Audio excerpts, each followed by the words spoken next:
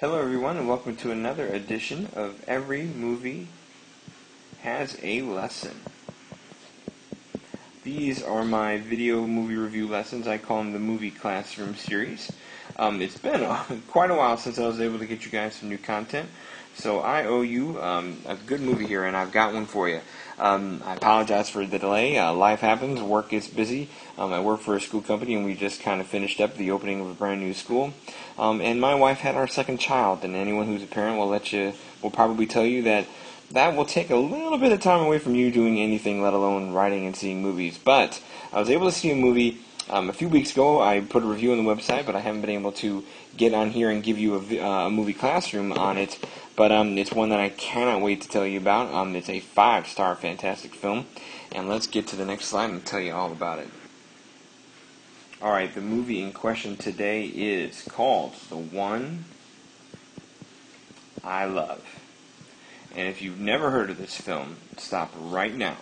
Go to IMDb, look up the movie, watch the trailer, which does a great job of not quite tipping the entire hand, but definitely piquing an interest.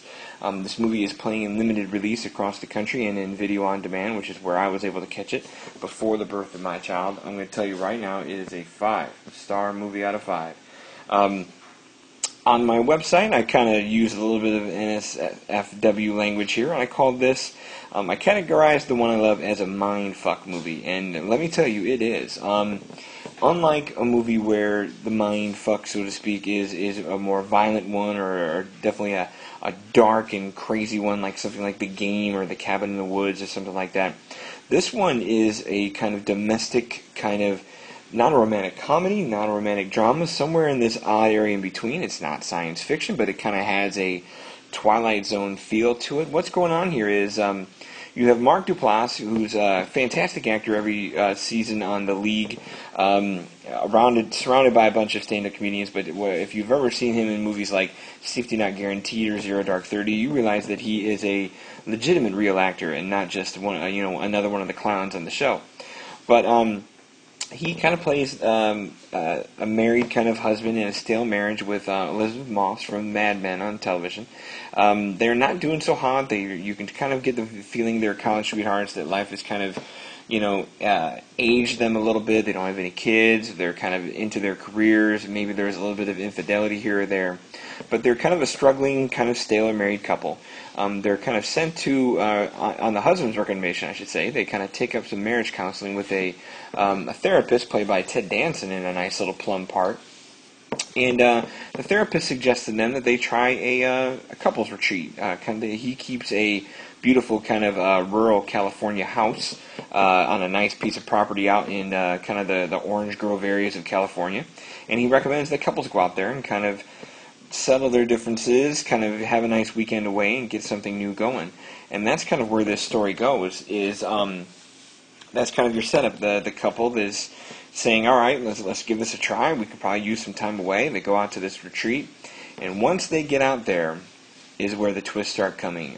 In my review, I call this kind of a slow-building buffet of coyness, mystery, and WTF-provoked thoughts. What happens here is, without giving too much away, my lessons will allude to where this is going, but there's kind of I'm trying to kind of, like I said, I don't want to give this away. This is a very spoiler-filled movie, but what happens is a testament to, and the lessons will say it again, I'll keep repeating that, but a testament to their trust being tested, a testament to their bonds of marriage being tested. And it's not like I said, it's not a horror movie. The R rating here is for language.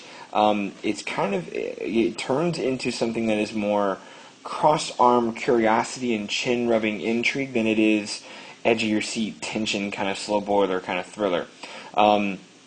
I say in my review that the clever smiles outnumber the drop draws, and I think that's where I'm going here. But this is a really clever, really surprising, well-written movie. This comes from a rookie director and a couple of rookie writers that have kind of their little thing going. It's meant to kind of be definitely an independent movie doing its own thing. But what I really liked is just how a good mindfuck movie, in my opinion, begs for repeat viewing, where the good ones make you want to watch them again and again to kind of find more layers, learn new details, and solve more questions. Sometimes you have a movie with just twists and turns, and even just kind of maybe kind of the M. Night Shyamalan thing where it's only good for one viewing, where once the cat's out of the bag, you kind of don't like it. Or it's kind of hard to go watch it again because you kind of know it's coming and the thrill is gone. This one, I think, is something you can go back a time or two again and really dissect something more because of the relationship issues that kind of come into play and the circumstances, so to speak, of where this goes. Like I said, I highly recommend this movie. It's a full 5 stars for me. Let me plural that at the end here. One of the best kind of interesting movies I've seen this year by far. Came out of nowhere, too.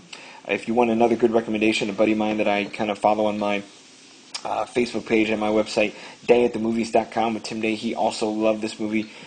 Came out of nowhere for him. We both recommend it really highly. Again, there's not much I can kind of say without spoiling.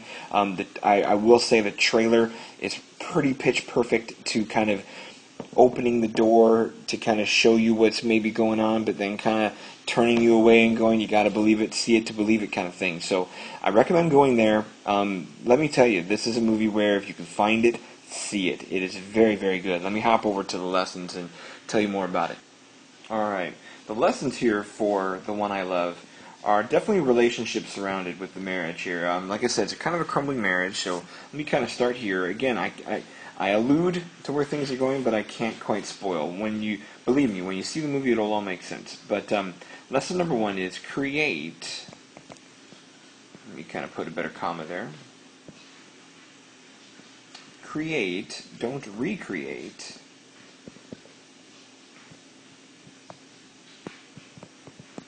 Happiness in your life. I think we see this a lot of times where, let me kind of clean up that one more time here as well. Thanks for bearing with me. Happiness in your lives. I think you find that in marriages that become stale, you maybe reach back to where what was the spark that kind of brought you together, and you maybe want to recreate the older things that used to work kind of during your youthful or courting or kind of more careless fun times of before you got married or maybe before you had kids. And I think what you really need to do is you can't kind of rely on recreating old happiness all the time. I mean, it's nice that you have routines and you have traditions, that's fine. But in terms of making happiness in your life, that's a daily thing. I think you need to create that as you go. I think couples that can evolve with their age and experience and always find new happinesses and new kind of things to try are the ones that keep things fresh and stay married and find a way to enjoy themselves together, and it works out.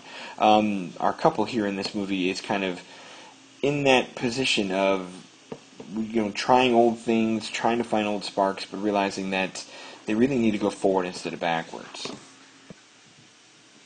Alright, lesson number 2 kind of goes from lesson number 1, or at least it continues kind of where this line of thinking is going.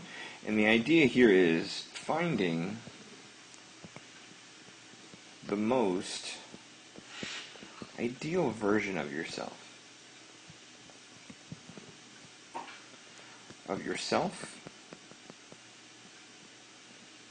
Or your partner.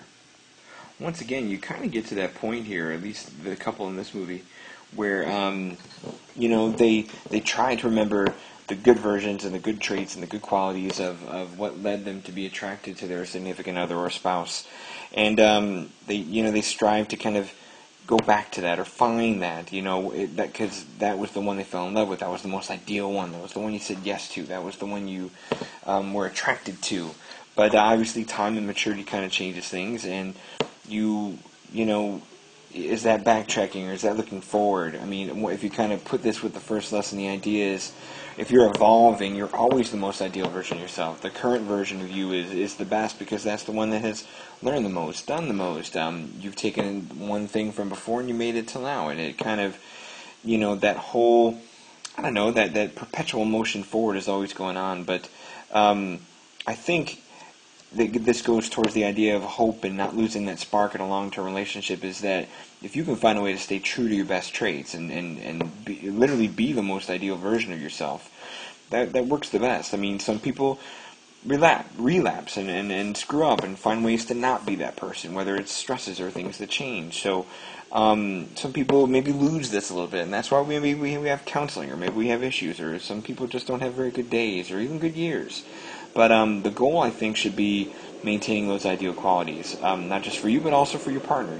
Remembering what makes them the best. Not just thinking of yourself selfishly, but thinking of what makes them ideal and great too. There's a challenge of that in this film. That, again, there's some literal and figurative ways that this plays out, but that's what's going on. And our last bit here, lesson number 3. And again, believe me, if I could, I would break the spoilers and go all day with something bigger and more, but I don't want to let the cat out of the bag. Our last lesson is, trust is the fabric, and this is a pretty basic one, but it's true here, fabric of every relationship. Now, I'm keeping this broad in terms of relationship, but it can be marriage, it could be dating, it could be friends, it could be doctor-patient, whatever. Trust is what lets you in. This is definitely when you boil it all down to trust, that's kind of the microcosm of the conflict that's going on in this movie, in this universal thread of trust in a marriage. But trust is the one thing that holds together or destroys really any relationship. Trust can trump attraction. Trust can trump those ideal qualities from lesson 2. The trust that's going on between our couple in this movie named Ethan and Sophie is that it's already frayed. Things have broken down wherever they are, and there's a chance here to either repair what is damaged or kind of to create even more tears in that fabric, where that it's a delicate thing that is in play here, and trust is the thing that's definitely being threatened the most. Once again, The One I Love is a fantastic, very good little slow-boiling, make-you-think, psychological kind of movie. I can't call it a thriller, I can't call it a comedy, I can't call it a romance, I can't call it a drama. It's just kind of a good domestic film, and interesting things that will make you scratch your head and make you kind of question and wonder not just where the movie went, but if this was a bigger picture thing, where your head would go with it too. Again, I highly recommend it. It's a fantastic show. Go find it if you can. As always, you can find my full written review of The One I Love and everything else I see in review on everymoviehasalesson.com. I'm hoping to kind of catch up a little bit here with a baby that's been delivered. I'm not sure if I'm going to get a ton of time to kind of keep going what I'm doing. I think one of the new initiatives I'd like to kind of push here a little bit is something I would like to call the overdue review. I think a lot of us are regular people that don't get to see things in movie theaters, and if I can kind of grab some things I missed in theaters and maybe watch them via Netflix or video on demand, or just those kinds of home version ways of catching something maybe I missed before, and do a small capsule review, maybe not a full write-up. I'm hoping to kind of dive into that. I'm starting to realize that with 2 kids, this is a very busy thing, but so is life, and I love it, so it's fun. At the same time, thank you for reading my website. I hope to get a new excursion soon with the Chicago International Film Festival coming to my hometown of Chicago here next month, where I'm crossing my fingers for some press credentials so where I can bring you some very cool and very current things. But for now, I'm just trying to catch up. Thanks a lot for listening, and thanks a lot for reading.